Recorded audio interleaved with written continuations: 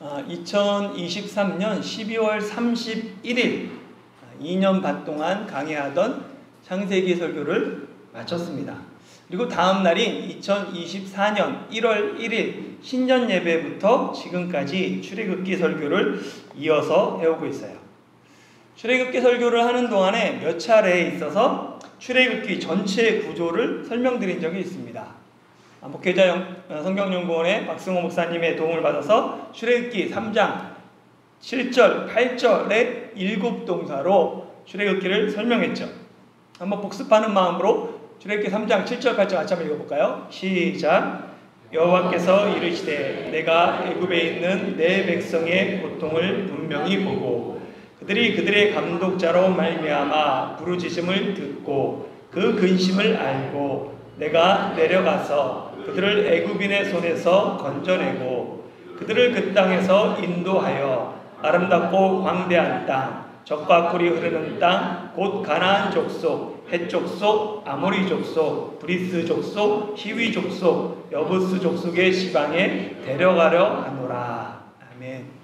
7 동사지만 보고, 듣고, 알고는 한 부분입니다. 그러다 보니까 출애굽기 전체를 5 부분으로 나눌 수 있어요. 처음에 보고, 듣고, 알고는 출애굽기 1장, 2장의 내용입니다. 하나님이 하나님의 백성 이스라엘 자손이 이집트에서 당하는 고통을 보셨어요. 그리고 그들의 부르짖음을 들으셨습니다. 그리고 그들의 근심을 아셨죠. 그래서 두 번째로 뭐냐면 내가 내려가서, 이 부분은 3장부터 11장입니다. 하나님이 고난의 현장에 내려오시는데 직접 내려오지 않고 준비된 일꾼을 보내십니다. 하나님이 보내시는 준비된 일꾼이 바로 모세죠. 그래서 출애굽기에서 모세는 하나님의 대행자가 됩니다. 하나님이 모세를 파라오에게 보내면서 내가 너를 파라오에게 신같이 되게 하겠다라고 말씀하신 이유가 모세가 하나님의 대행자이기 때문입니다. 세 번째는 건져내고입니다. 건져내는 것, 그것은 구원에 해당해요. 하나님이 이스라엘 자손을 어떻게 구원하셨습니까? 출애굽기 12장 6월절 사건을 통해서. 그러니까 하나님이 자기 백성을 구원할 때 어린 양의 피를 통해서 구원이, 대속이 이루어진다라는 게 세 번째 건져내고에 해당하는 내용이었어요. 네 번째는 인도하여입니다. 그래서 여기는 13장부터 24장까지입니다. 하나님이 출애굽한 이스라엘 백성을 어디로 인도하세요? 먼저 광야로 인도하시고 시내산으로 인도하십니다. 하나님은 자기 백성을 가까운 해변길을 따라 가나안 땅으로 인도하지 않고 홍해길을 둘러서 인도하십니다. 이 광야는 훈련의 장소이죠. 이스라엘 자손이 여호와의 군대가 되기 위해서는 이 광야길을 걸어가야 합니다. 오직 하나님만 바라보며 하나님만 의지하는 광야 훈련을 통해 이스라엘 자손은 하나님 나라를 건설하는 하나님의 군대가 됩니다. 그러나 하나님의 인도하심이 광야가 목적지가 아닙니다. 광야는 훈련의 장소일 뿐이에요. 훈련, 시험은 통과하기 위해 있는 겁니다. 그러니까 광야는 통과하는 곳, 지나가는 곳이에요. 하나님의 인도는 그 목적지는 광야를 지나 시내산입니다.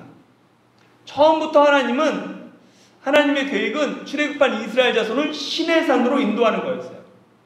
출애굽기 3장에서 하나님이 모세를 보내시면서 부르시고 내가 너를 보낸 증거로 삼겠다는 게 뭐냐면 모세가 백성을 인도한 후에 이 산에서 하나님을 섬기겠다라고 말합니다. 이 산, 하나님의 산, 호렙이라고도 불리고 시내산이라고도 불립니다. 하나님이 이스라엘 자손을 시내산으로 인도하신 이유는 하나님이 시내산에 강림하셔서 이스라엘 자손과 언약을 맺기 위함입니다. 그래서 이 인도하여에 해당하는 장이 이스라엘 자손이 시내산에 도착하는 19장이 끝이 아니라 하나님과 언약을 맺는 24장까지인 거예요. 하나님과 이스라엘 자손이 시내산에서 맺은 언약을 시내산 언약 또는 모세 언약이라고 부릅니다.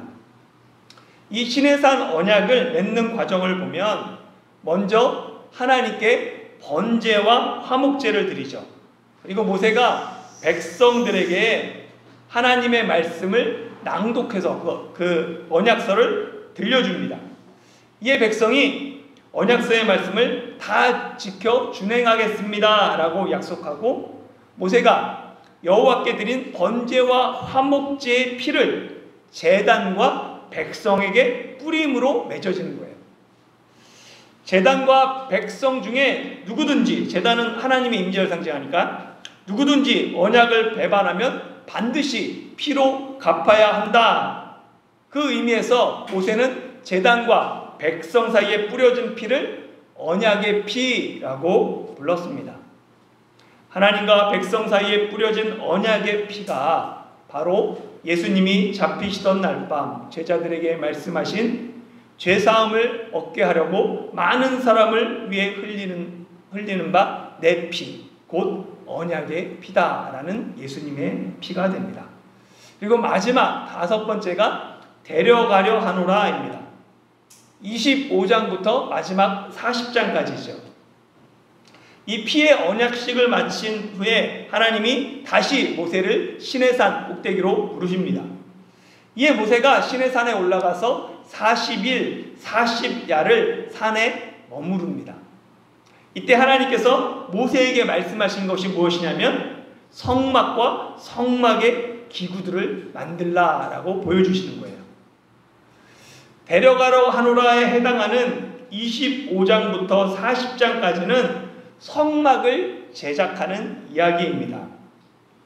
25장에서 하나님이 모세에게 내가 너희 중에 거할 성소를 지으라 라고 명령하시고, 마지막 40장에서 하나님의 명령하신 성막이 완공되고 그 완공된 성막에 여호와의 영광이 충만하면서 출애굽기가 끝이 납니다.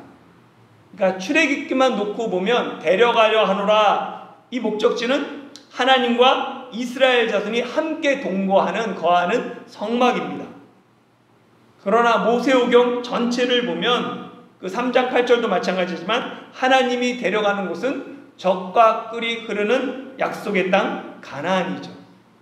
그리고 이것을 성경 전체로 보면 하나님이 약속하신 그 가나안은 요한계시록 21장의 새하늘과 새 땅, 거룩한 성 예루살렘입니다. 가나안 땅은 새하늘과 새하늘의 예표이며 하나님이 약속하신 최종 목적지를 뜻합니다. 이렇게 출애굽기 전체 구조 속에서 오늘의 본문의 위치를 살펴봐야 합니다. 데려가려 하노라, 이 마지막 부분은 제가 몇 장부터 몇 장까지라고 말씀드렸어요? 출애굽기 25장부터 40장입니다. 총 16장이에요. 그런데 이 16장 전체가 성막에 관한 내용이 아닙니다. 32장에 보면 모세가 시내산에서 내려오지 않으니까 불안한 백성들이 아론에게 자신들을 인도할 신을 만들라라고 요구합니다. 그래서 만들어진 신이 뭐예요? 금송아지죠. 그래서 금송아지 우상을 섬기는 내용이 나옵니다. 백성들이 금송아지를 섬기니까 하나님과 피로 맺은 시내산 언약이 파기되는 거예요. 하나님만 섬기기로 했잖아요. 이 하나님이 분노하시면서 언약에 따라 이스라엘 자손을 다 죽이려고 합니다. 진멸하고자 하세요. 이때 모세가 생명책에서 자기 이름을 지어달라고 차라리 자기 생명을 걸고 하나님께 기도합니다. 모세의 이 기도를 쉽게 3.2.3.2 기도라고 말해요. 왜냐하면 모세가 생명을 건 그 기도가 출애굽기 32장 32절에 기록되어 있기 때문입니다. 한번 같이 읽어볼까요? 시작. 그러나 이제 그들의 죄를 사하시옵소서. 그렇지 아니하시오면 원하건대 주께서 기록하신 책에서 내 이름을 지워버려 주옵소서. 시내산 언약이 파기될 위기 속에서 모세는 자기 생명을 걸고 하나님께 기도합니다.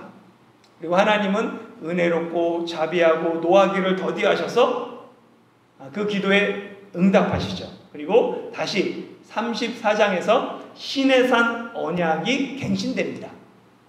그러니까 32장 금송아지 사건, 금송아지 숭배하는 우상 숭배, 33장 모세의 기도, 그리고 34장 다시 시내산 언약을 갱신, 이 세 장을 뺀 나머지 전부가 모두 성막과 관련된 기사입니다.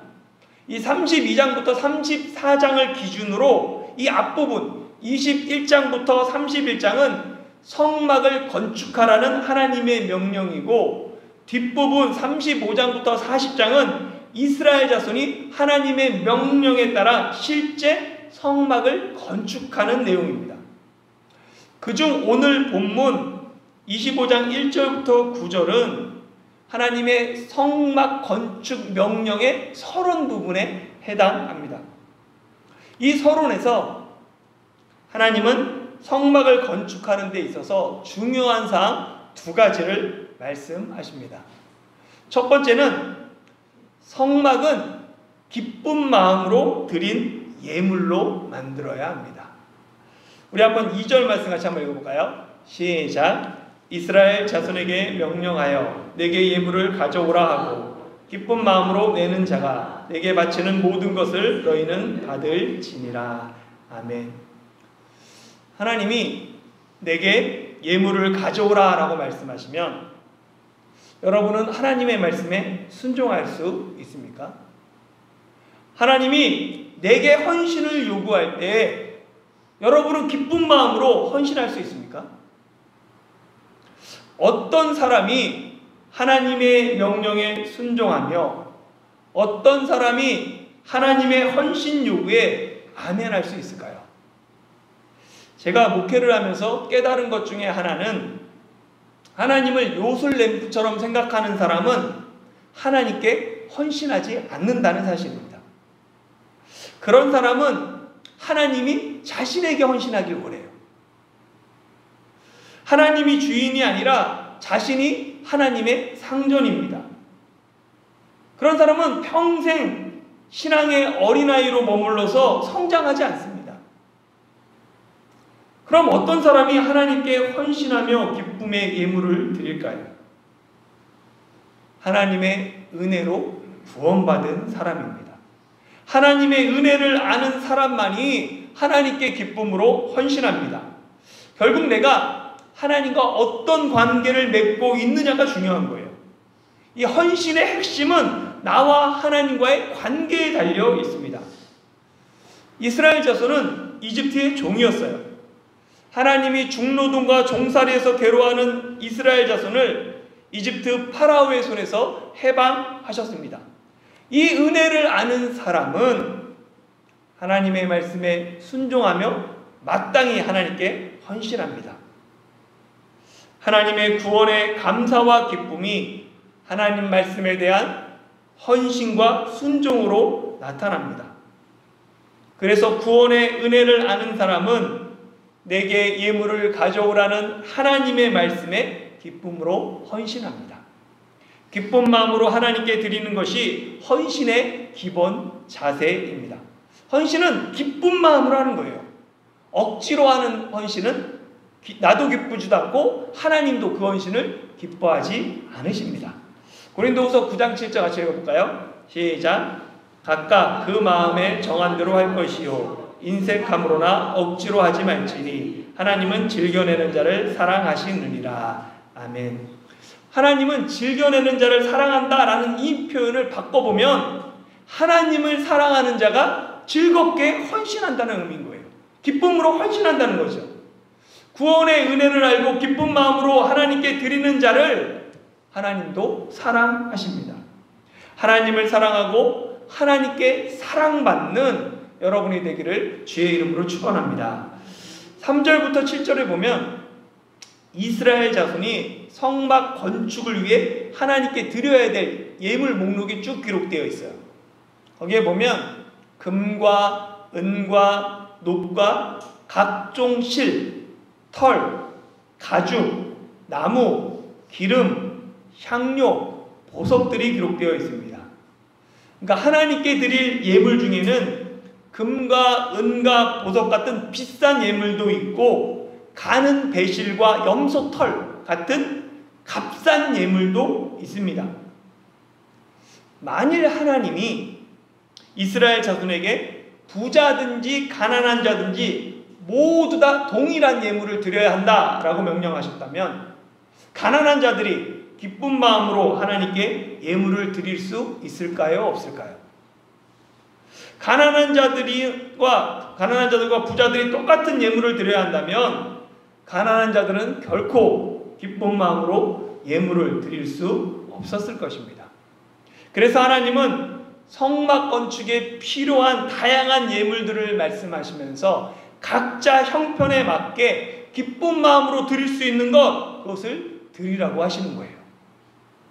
이와 같은 원리는 이후 제사에서도 그대로 적용됩니다.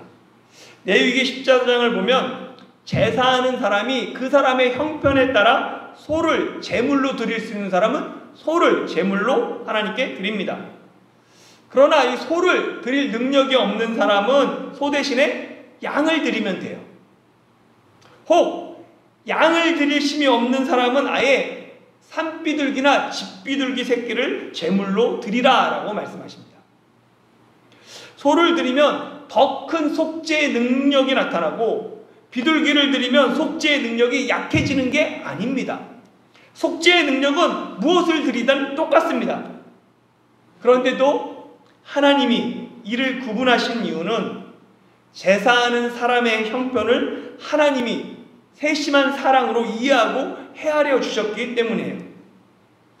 하나님이 사랑으로 형편에 맞게 드리라고 했는데 이를 이용하는 사람, 충분히 소를 드릴 수 있는데 비둘기를 드린 사람, 그것이 바로 하나님을 만홀히 여기는, 업신 여기는 것이 되는 것입니다.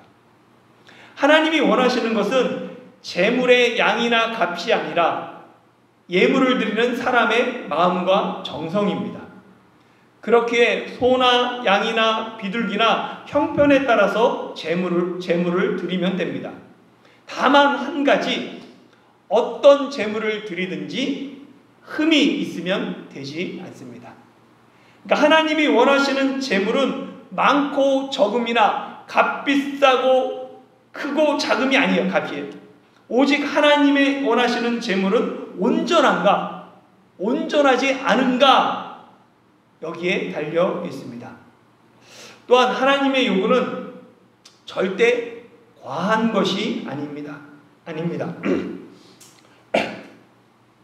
하나님은 나에게 있는 예물을 요구하세요. 하나님이 이스라엘 자손에게 요구한 예물들은 이미 이스라엘 자손들이 가지고 있던 것들입니다. 하나님이 이스라엘 자손을 출애굽시킬 때 이미 필요한 것들을 준비시키셨어요. 다만 이스라엘 자손이 이 물건들이 성막의 제일로 사용될 줄 몰랐을 뿐이에요. 자기 것이라고 생각했을 뿐인 거죠. 출애굽기 12장 35절 36절 같이 한번 읽어볼까요? 시작. 이스라엘 자손이 모세의 말대로 하여 애굽 사람에게 묻은 배과 돌을 구하매 여호와께서 애굽 사람들에게 이스라엘 백성에게 은혜를 입히게 하사 그들이 구하는 대로 주게 하심으로 그들이 애굽 사람의 물품을 취하였더라. 아멘. 하나님은 이스라엘 자손을 빈손으로 출애굽시키지 않으셨습니다. 그들의 손에 성막 건축에 필요한 예물들을 미리 지어주셨어요. 출애굽 때 이집트 사람들이 공포에 빠져서 이스라엘 자손이 구하는 대로 다 주게 한 것, 하나님이 이집트 사람들에게 은혜를 입게 하셨기 때문입니다. 하나님의 은혜 때문인 거예요. 하나님의 은혜로 이스라엘 자손은 빈손으로 출애굽하지 않았고 이집트 사람들의 물품을 취할 수 있었습니다. 결국 하나님이 이스라엘 자손에게 요구하는 그 예물들은 근본적으로 하나님의 것이에요. 하나님의 소유입니다. 사실 우리가 믿음의 눈으로 세상을 바라보면 우리가 누리는 것들 중에 하나님의 것이 아닌 것이 하나도 없습니다. 내게 있는 모든 것은 하나님이 내게 허락하신 것들입니다. 하나님이 내게 허락하신 것을 즐거운 마음으로 하나님께 드리는 것, 그것은 특별한 것이 아니라 당연한 것, 마땅한 것입니다. 이 진리를 알았던 다윗은 성전 건축에 필요한 물품들을 다 준비한 후에 하나님께 다음과 같이 기도드렸습니다. 같이 읽어볼까요? 시작. 나와 내 백성이 무엇이기에 이처럼 즐거운 마음으로 드릴 힘이 있었나이까. 모든 것이 주께로 말미암아 싸우니 이것 우리가 주의 손에서 받은 것으로 주께 드렸을 뿐이니이다. 아멘. 우리 교회는 1년에 2차례 부활절과 성탄절 감사헌금을 선교를 위해 사용합니다. 올해 4월 20일 부활절 감사헌금은 경북지역 산불 피해 지원금으로 사용했습니다. 여러분이 쉽지 않은 상황에서도 힘을 다해 예년보다 훨씬 더 많은 부활절 헌금을 해주셔서 정말 감사했습니다. 그런데 뜻하지 않게 노이가 골수 백혈병으로 한국에서 치료를 받아야 하는 상황이 되었습니다. 사실 교인들이 이미 부활절에 열심히 헌금했는데 목사가 또다시 헌금 이야기하는 것 쉽지 않습니다. 그러나 저는 교회가 마땅히 해야 할 일이 있다고 생각합니다. 그래서 급하게 회의를 열었고 노이를 위한 특별 헌금이 결정되었습니다. 그리고 지난 주일 여러분이 또다시 한마음으로 힘을 다해 헌금해 주셨습니다. 우리의 기도와 헌금이 마치 예루살렘에서 여리고로 내려가는 길에 뜻하지 않은 강도를 만난 사람처럼 예기치 못한 어려움을 만난 선교사님 가정에 큰 힘이 되었습니다. 타이중 한국교회는 큰 교회가 아닙니다. 정확히 말하면 타이중 한국교회는 작은 교회입니다. 그러나 저는 타이중 한국교회에서 희망을 봅니다. 타이중 한국교회가 작게라도 어두운 세상을 비추는 빛이 되고 맛을 잃어버린 세상에서 조금이라도 살맛 나게 하는 소금이 된다면 타이중 한국교회는 결코 작은 교회가 아닙니다. 타이중 한국교회는 하나님이 기뻐하시는 교회요, 하나님의 자랑입니다. 저는 그런 타이중 한국교회가 정말 좋고 여러분이 자랑스럽습니다. 두 번째 주의사항은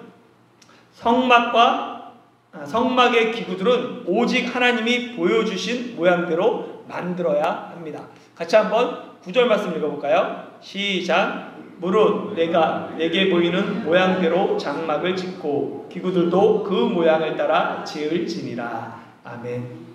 건축에 있어서 가장 기본이며 중요한 것이 설계입니다. 설계가 얼마나 정밀한가에 따라서 공사 기간도 단축할 수 있고 하자 없이 튼튼한 건물을 지을 수 있습니다. 성막의 설계자가 누구입니까? 하나님이십니다.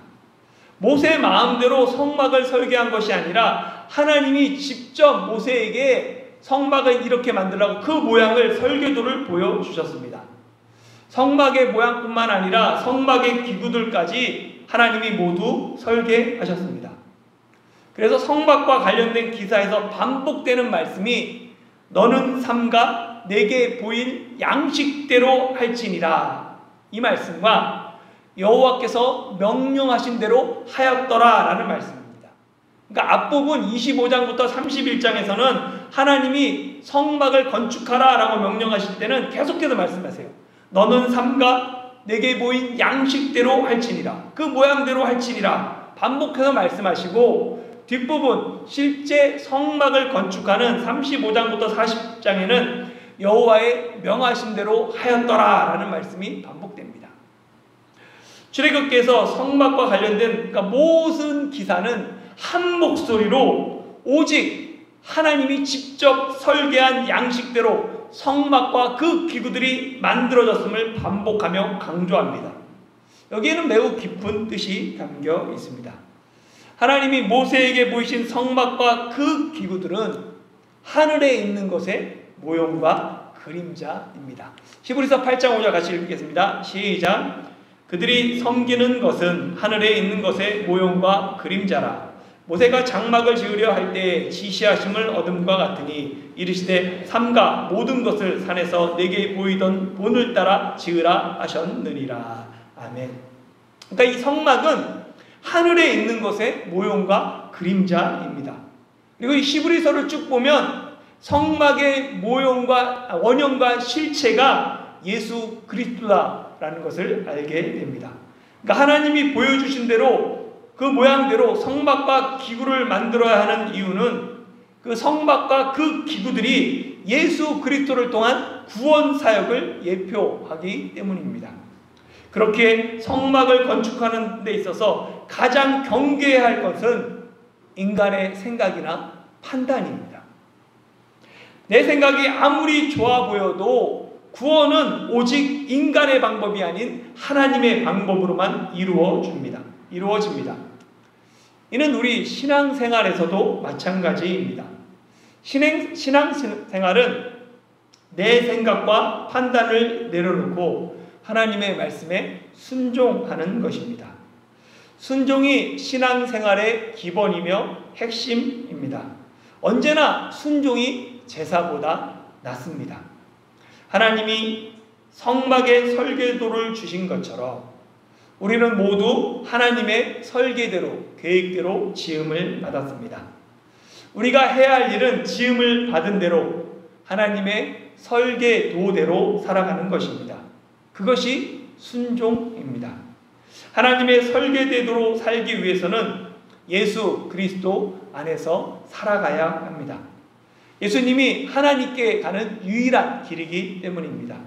우리가 예수님 안에서 예수님을 닮아가는 삶이 하나님의 설계도대로 살아가는 삶입니다. 사랑하는 성도 여러분, 예수님을 닮아가는 삶은 우리 삶에 질서가 있는 삶이에요. 우리 삶에서 해야 할 것과 하지 말아야 할 것, 먹어야 할 것과 먹지 말아야 할 것, 가야 할 곳과 가지 말아야 할 곳, 만나야 할 사람과 만나지 말아야 할 사람 등을 분별하는 지혜가 필요합니다.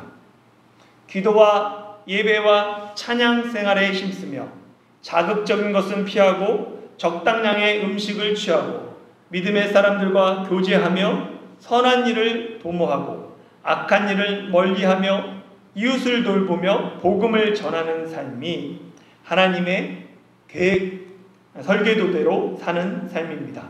이런 삶이 내 안에 예수님을 모신 성전의 삶이며 심령의 성전을 짓는 성도들의 삶입니다. 예수님 안에서 예수님을 닮아가는 성전으로 지어져가는 저와 여러분이 되기를 예수님의 이름으로 축원합니다. 아멘.